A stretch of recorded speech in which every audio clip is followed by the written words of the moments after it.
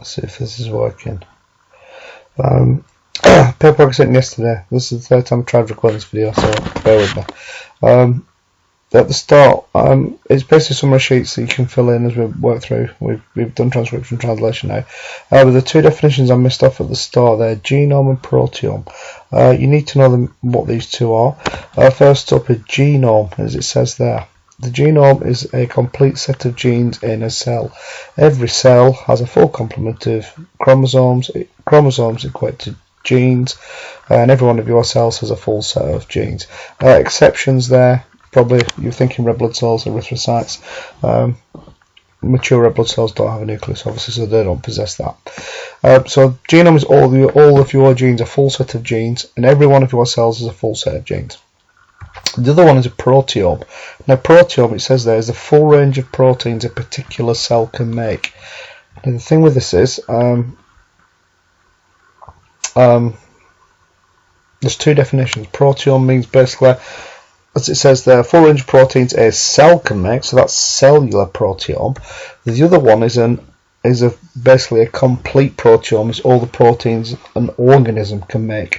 So, for example, you can make thousands of proteins, but each of your cells makes relatively few proteins. And the idea is, AQA, your syllabus defines it as a cellular proteome, so it's the range of proteins a particular cell makes. So, just a statement there, cells of the small intestine have a higher proteome number than a fat cell. Yeah, cells of the small intestine will manufacture lots and lots of different enzymes, therefore more of their genes will be switched on. They will produce more proteins. Cells which don't make proteins or don't make as many enzymes will have a lower proteome number. More about that next year when we look at epistasis and various other things. Okay, that's us done. I just want to bounce through some of this stuff. We've seen all this before. A few questions there for you to look at. Could you answer those? Have a quick pause. Number one, nucleotide, RNA nucleotide. Uracil, complementary uracil will be adenine. Where do you find tRNA? The cytoplasm. Naming to the three bases, it would be an anticodon. Done. I went through all this last time, so there's no great shakes on this one. Splicing, yep, been through all that. Went through all this. Done. I just want to tidy off some little bits of summary. Again, you got the PowerPoints from yesterday, you got the videos in the PowerPoint, should I say. I've sent you the paperwork that goes with this. If you can't print it, you can just draw it. Most people have a printer. If you can't, figure it. Right, quick quiz there. Okay, name 1 to 5. Quick pause. Okay, run through. We've got pre-mRNA. I'll accept mRNA, that one. Number 2, we've got tRNA. 3 is an amino acid. Number 4 is our ribosome. I put 8TS there because we've got a membrane, so it's a eukaryote. And number 5 is a peptide bond. All revision, knowledge. That's a nice summary sheet there showing everything that's going on. One of the things to draw your attention to is find my cursor, this ribosome, the small and the large subunits, 8TS ribosome, we've got membrane. These EPAs, you don't need to know the EPA sites, but very simply, within the ribosome there are 3 sites. One where the tRNA arrives, one where it moves to, and this is where the joining of the amino acids occurs, and then the third one is where the base of the tRNA without the amino acid is then ejected out. Some books have EPA, some have PA, some don't state the letters. None of this is on your syllabus in terms of EP and A. It just links in nicely. Here we've got the tRNAs with the complementary nucleotides. Here's the enzyme that you don't need to know, which basically joins the two. ATP, if you remember, to form AMP. We then activate and we form a charged tRNA, and it's this which will then bind and form a peptide bond. All straightforward there, nothing tricky. 3 quick questions there. Yeah. So we're looking at splicing. What name is given to 3 unpaired bases on a tRNA as an anticodon? And what are the bases referred to in Q2 complementary to? Well, an anticodon is complementary to a codon on mRNA. This little video here just shows what happens with this ribosome. Have a watch basically. Notice it's not EPA, it's PA. So we've got a start code on there. In comes the next one, peptide bond. That moves out, it shifts up. Next one in, peptide bond, it shifts up. You get the idea. We get to the end, and then we've got a stop codon. Now at this point, we get a release factor, and off it goes. Now release factors, start codons, a bit more detail, termination codons, etc. More of that in year 13, but that just gives you a little overview of how this thing shuffles along. I've sent you this question there on one of those Microsoft forums. Check your emails from today. Obviously all from me, please do check your emails. I've tried using Mmodo and it's not overly reliable, and only 12 people have registered for it, so I'm going the email route. Please do check both. I might just throw in both for the sake, but I don't want to be making work. So can you answer that for a 6 marker? I've already had half a dozen people that have done it. Thank you to those people, you know who you are. We'll look at the answer in my next little broadcast, shall we say. So we went through all the activation bits here yesterday. Let's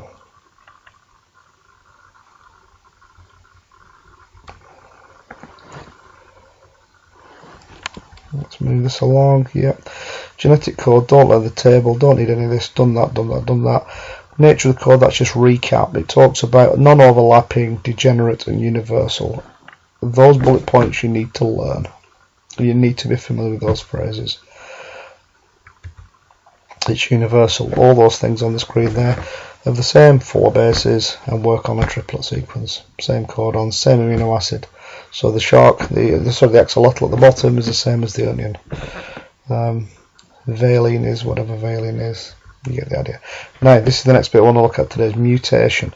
I think it's page 5 of that sheet which you got yesterday, those 5 pages I sent you yesterday. It's the last page of those. So we're just going to work through that. First up, nice and straightforward. Definition.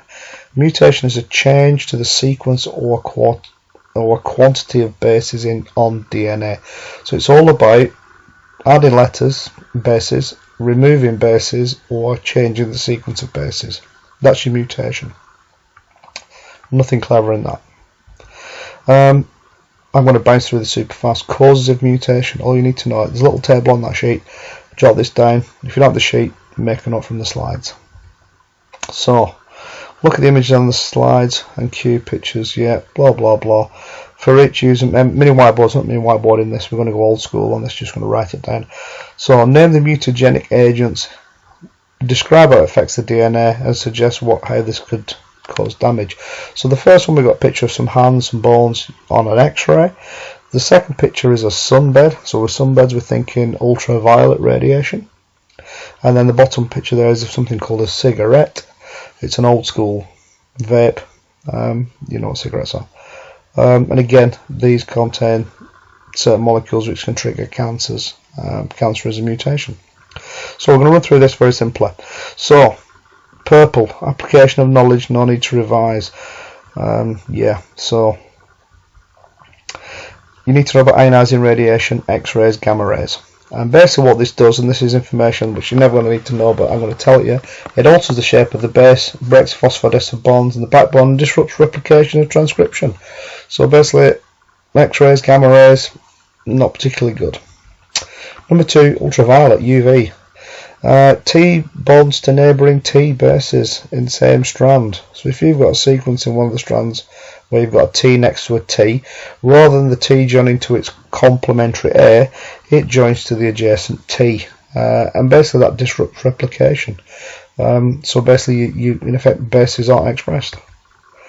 And then the third one there is something called benzopyrene. That's just one example of a free radical derived from, well, free radicals from benzopyrene. It's a chemical found in cigarette smoke, and what it does, it adds chemicals to guanine. It basically stops guanine from pairing with cytosine. And it says there, ditch the barbecue food. It's found in burnt protein. So burnt meat basically contains it, yeah. That's all I'm going to do with that. Some examples. Now, the sheet that you've got, we're looking at types of mutation. Now, very simply, there's kind of 4 we're going to look at. There's a silent one that doesn't have any effect, and then there are deletion, substitution, and frame shifts. So we're going to run through some examples of what's happening. Now, it brings in this phrase here at the top. You can read it there. The mad cat ate rat. It means nothing. but it does. It means there's a cat that's mad and it's eating rats. The reason we've done this, it's 3 letters, 3 letters, 3 letters, 3 letters, 3 letters. It shows triplets, triplets, triplets, triplets, a fictional triplet. And the idea is, looking at these examples underneath, what we've done, we've changed some of the letters. Now the first one is gone from a mad cat to a sad cat, a rat. So it's changed the meaning ever so slightly. Number 2, the mad rat, a rat. So again, we've changed the meaning, but it makes a bit less sense. And then the third one, if you can read that, makes no sense at all. So what we're going to go through is looking and completing our sheet as to what these examples of mutation are and how they can have a problem. Some are more effective than others in terms of causing problems. Some have no issue whatsoever, referred to as silent mutations, and that involves degenerate code. We'll mention that. Others can be very, very profound. So I'm going to bounce over that because I don't particularly need it. I like it. So, on your sheet, if you haven't got the sheet, just copy this down. So first of all, a base substitution. If we swap a base, so we change a T to an A or a C to a G, whatever it is, sometimes we can end up what's known as a nonsense mutation. And it says if the base change results in a stop codon being transcribed prematurely. So the idea is if we're going along this sequence of DNA, we're copying it for whatever reason, mRNA, wherever the mutation is, and all of a sudden we end up with a stop codon. So rather than getting to the end of the sen, so what I did there, rather than getting to the end of the sentence, it stops early. So the idea of this is, what are the stop codons? Use your genetic code, what are the stop codons, and so those are UAA, UAG, UGA. You don't need to learn them. What were the consequence of a nonsense mutation? Well, I've kind of inferred. The amino acid chain isn't completed. It's shorter, so therefore it won't fold. And key terms here, tertiary structure, non-functioning protein, non-functioning enzyme, active site not formed. You end up with an enzyme or a protein that doesn't work, doesn't fold, isn't of any use. Now where that stop codon appears, if it's towards the very, very end, it might not be as much of a problem, whereas if it's at the very, very beginning, it can cause a major problem. So this one is a base substitution, so we're swapping a base again, but this time it's what's known as a missense. So we change the base and a different amino acid being selected. So in this one, we've changed the base, and this time, rather than giving us, for example, valine, we've now got arginine. So for example, we've got a different amino acid. We've still got the full chain, but we've changed one of the amino acids at some point. So to give you an example, use your genetic code to give an example of a missense. So there, I've picked one at random. You use C. Let's change the C to A. Rather than having phenylalanine, I've now got leucine. That might form a totally different tertiary structure. It might form a disulfide bridge. It might not. It might form a hydrogen. It might not. It can alter the shape, the structure, the function. Keep it there. This idea of tertiary, second and tertiary. So it could alter the bonding. Blah blah blah. Well, take a read. Number 3, a silent mutation. Quite literally, silent. You don't know it's there. And then it's this one where we change the base, but we still get the same amino acid.